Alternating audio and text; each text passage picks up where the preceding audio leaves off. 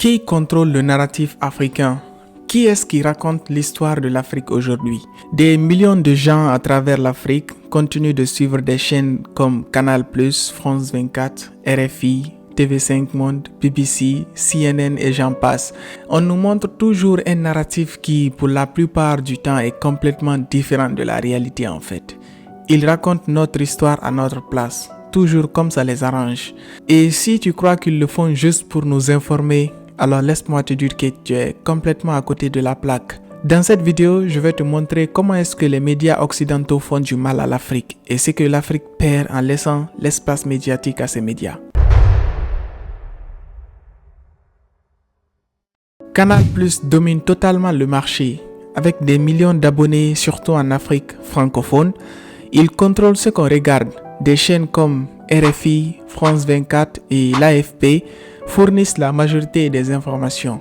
Résultat, ce sont encore des médias français, des médias occidentaux, des médias étrangers en fait, qui définissent l'image de l'Afrique en 2026. On a laissé des étrangers devenir les principaux compteurs de ce qui se passe en Afrique. Et ce qu'ils nous font est très grave. D'abord, ils détruisent notre image. Ils nous présentent comme un continent de problèmes, d'échecs, sans avenir en fait.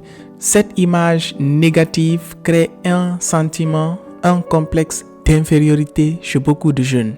On finit même par croire que rien de bon ne vient de l'Afrique en fait et que partir est toujours la seule solution, toujours aller chercher les solutions ailleurs.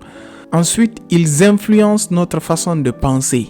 La façon dont ils couvrent nos événements politiques n'a pour seul objectif que de servir leurs intérêts. Et franchement, c'est de bonne guerre. On consomme plus de contenu français et européen en général que nos propres histoires, nos propres musiques, nos propres héros en fait. Nos enfants connaissent mieux les stars européens que nos entrepreneurs et artistes. Et tout ça, ça nous coûte très cher.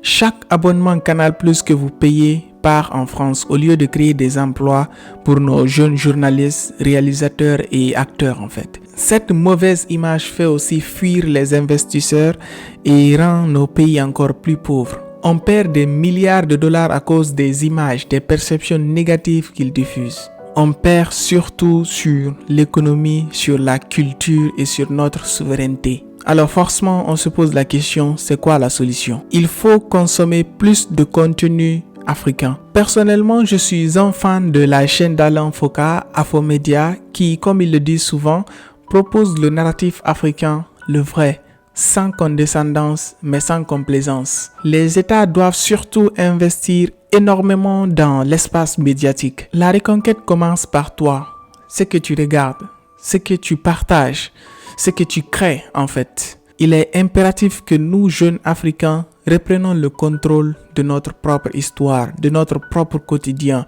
et soyons les raconteurs de ce qui se passe en Afrique.